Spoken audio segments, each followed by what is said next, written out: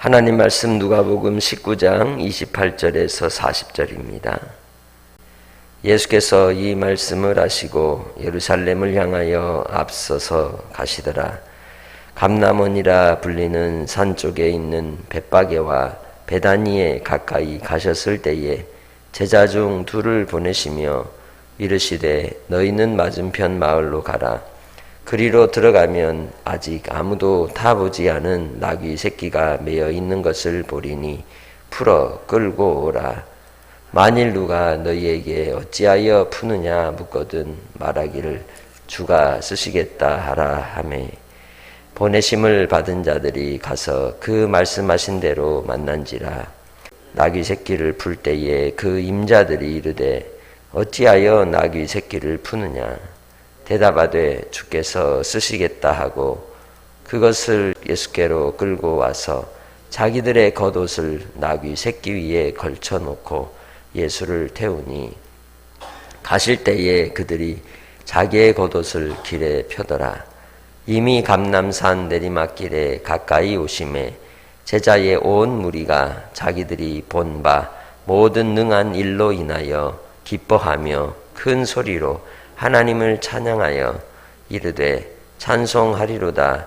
주의 이름으로 오시는 왕이여 하늘에는 평화요 가장 높은 곳에는 영광이로다 하니 무리 중 어떤 바리새인들이 말하되 선생이여 당신의 제자들을 책망하소서 하거늘 대답하여 이르시되 내가 너희에게 말하노니 만일 이 사람들이 침묵하면 돌들이 소리 지르리라 하시니라. 아멘. 축제를 벌이게 되면 축제에는 반드시 주인공이 있습니다. 그 축제를 통해서 함께 기쁨의 잔치를 벌이죠. 예수님께서 예루살렘으로 들어오시는 그 입성의 현장은 축제 현장이 되어 있습니다. 그러나 예수님은 축제를 통하여 고난과 죽으심과 우리를 위하여 십자가를 지시는 순환의 과정을 들어가시기 위한 자리였습니다. 다시 말하면 희생의 제물이 되시기 위하여 그 제물을 하나님 아버지께로 들고 나아가는 장면이라고 할 수 있습니다.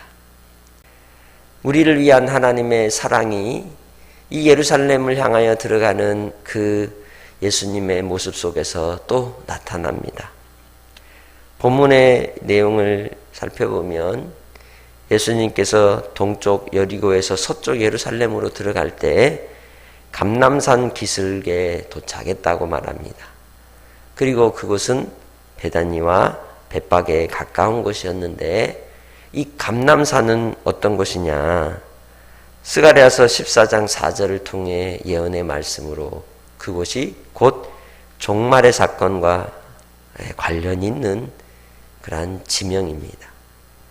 그리고 사도행전을 통해서 보면 예수님께서 승천하신 곳이 감람산이었습니다. 곧 예수 그리스도가 메시아로 이 땅에 오셔서 심판의 주로 다시 오실 것에 대한 예고의 자리가 이 감람산이었음을 우리는 알 수가 있습니다. 그 감람산을 지나갈 때 예수님께서 제자 둘을 보내어 벳바게에 보내어 한 번도 사람을 태워보지 않은 새끼 나귀를 데려오게 하십니다. 그리고 그 새끼 나귀를 데려올 때 주인이 왜 가져가려고 하느냐라고 하면 주가 쓰시겠다 하라 하고 말하라. 그러면 줄 것이다 이야기합니다. 그 주인도 주가 쓰시겠다 할 때에 그대로 내어주고 그 제자들도 예수님이 하신 명령대로 그대로 순종합니다.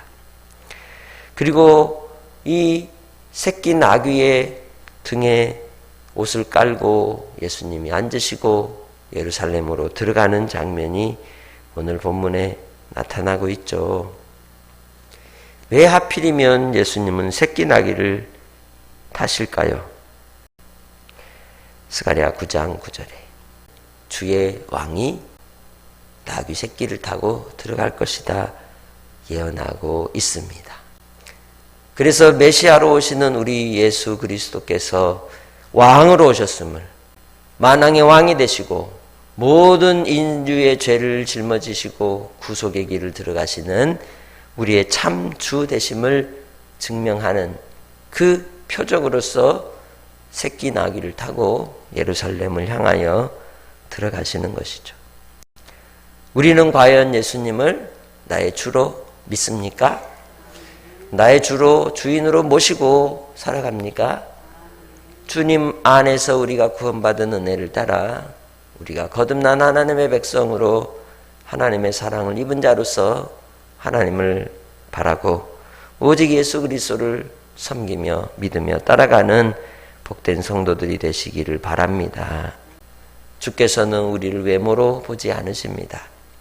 중심에서부터 하나님을 섬기고 하나님을 사랑하고 하나님의 말씀 속에 깊은 주님과의 사귐의 자리를 지키고 아버지의 뜻을 받들어 따라가는 삶, 거듭난 주의 백성으로서 주의 언약의 말씀을 따라 하나님의 거룩한 신부로 끝까지 자리를 지키며 살아가는 복된 삶이어야 할 줄로 믿습니다.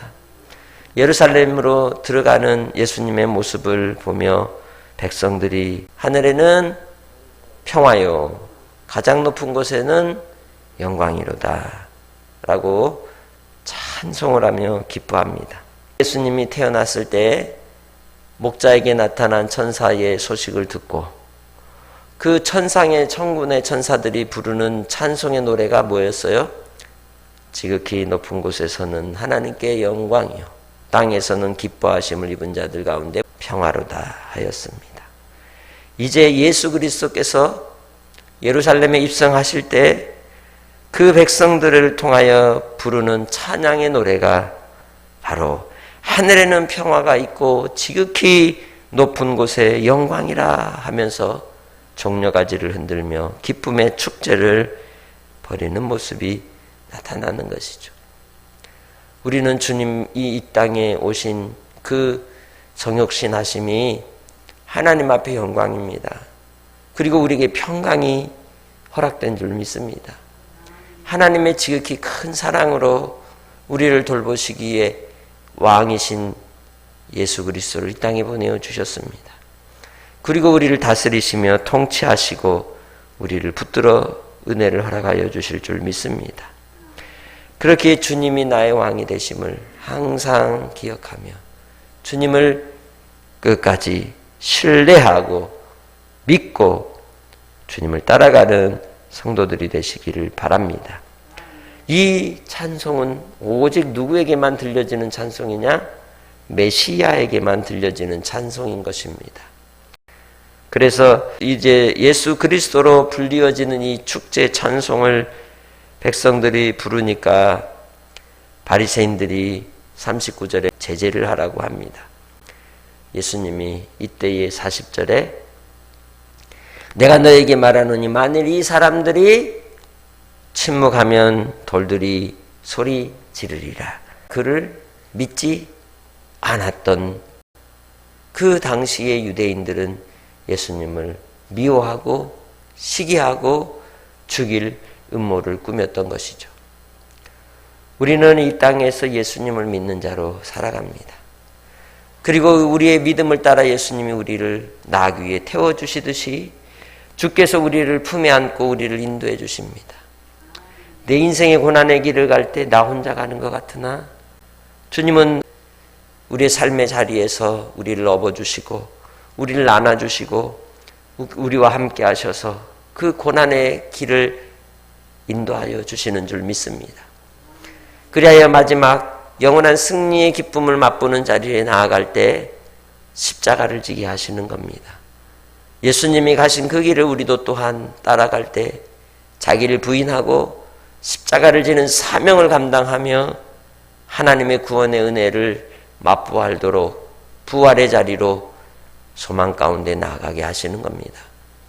그래서 예수를 믿는 믿음 속에 박해가 있고 환난이 있고 시련이 있는 것이죠. 지금 우리가 평안하다 할 때를 지나고 있습니다.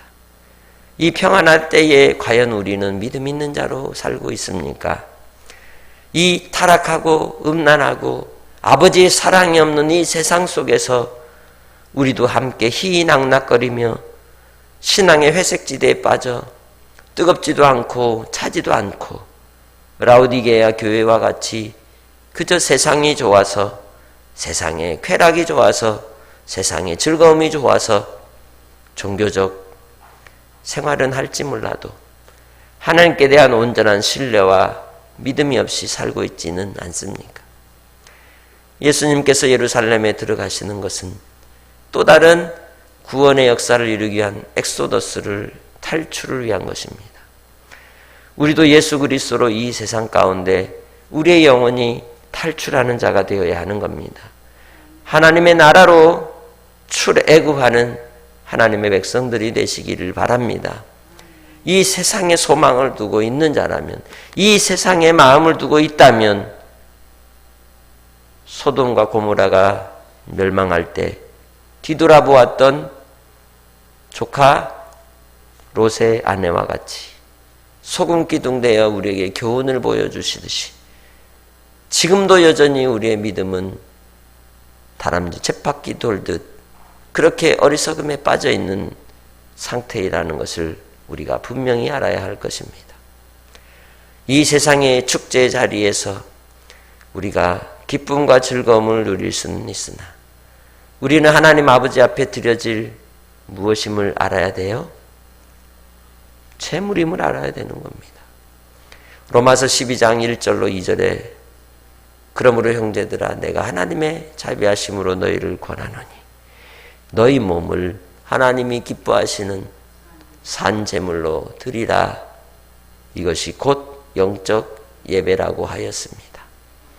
이 세상을 살아갈 때 우리는 낙이 타고 예루살렘에 입성하신 예수님과 같이 그 뜻을 따라 하나님의 선하시고 기뻐하시고 온전하신 뜻을 분별하며 우리 자신을 하나님께 드리는 제물로 날마다 분별하며 세상과 섞이지 아니하고 세상 속에서 소금의 맛을 내고 또한 빛을 낼 수 있는 주님의 은혜를 힘입어 살아가시기를 주의 이름으로 축복합니다.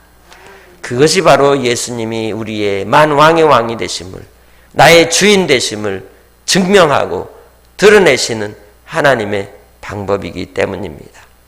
세상 가운데 휘둘리지 않고 중심을 잡고 굳건하게 서서 하나님 앞에 오늘 하루도 똑똑하게 눈을 뜨고 아버지 앞에서 살피며 믿음 안에 달려가는 영적 군사들이 되시길 주의 이름으로 축복합니다. 하나님 아버지 감사합니다. 예수 그리스도께서 우리를 위하여 십자가 고난의 길을 가실 때에 사람들은 축제를 벌이며 예수님을 만왕의 왕이라 추앙하며 높였습니다. 그러나 예수님은 고난의 길을 가셨고 제물이 되어 주셨고 우리를 하나님과 화목해 하셨고 하나님의 자녀가 되게 하는 은혜를 이루시기 위하여 들어가셨습니다. 우리도 주님 안에서 자기를 부인하며 십자가를 지고 끝까지 우리 예수님만 따라가는 오늘 하루가 되게 하시고 주님께 산제물 드리는 예배자로 한 날도 살게 하여 주옵소서. 항상 깨어있는 자가 되어 이 세대 속에 미혹당하지 않게 하시고 부정된 마음, 악한 사탄의 음모에 휘둘리지 않도록 깨어있게 하옵소서. 아버지 하나님, 참으로 재난으로 인하여 피눈물 나는 서름 속에서 아파하는 이 민족, 우리 식구들이 있습니다. 아버지 하나님, 그들을 불쌍히 여겨주시고 이웃이 울 때에 주님이 함께 울어라고 말했습니다. 그들의 아픔을 우리 아픔으로 함께 나누게 하시고 주님 마음으로 죽게 하듯 섬길 수 있는 우리 교회가 되게 하시고 아버지 그들의 눈에 눈물을 닦아주시고 하나님의 사랑을 그들에게 나누어 주옵소서. 아버지 하나님, 전쟁통에 참으로 죽음을 또 희생을 당하는 억울한 이들이 있습니다. 그러나 그 속에서도 하나님의 공의는 세워지시기에 영원한 구원의 은혜가 그곳에 임하게 하시고 복음의 능력이 나타나게 하시고 주님의 사랑이 있게 하여 주옵소서. 아버지께서 이 나라 이 민족을 불쌍히 여겨주시고 주의 나라로 하나님의 의가 세워지는 복된 나라로 지켜주시기를 원하옵고 감사 영광 돌리며 예수님의 이름으로 기도합니다. 아멘.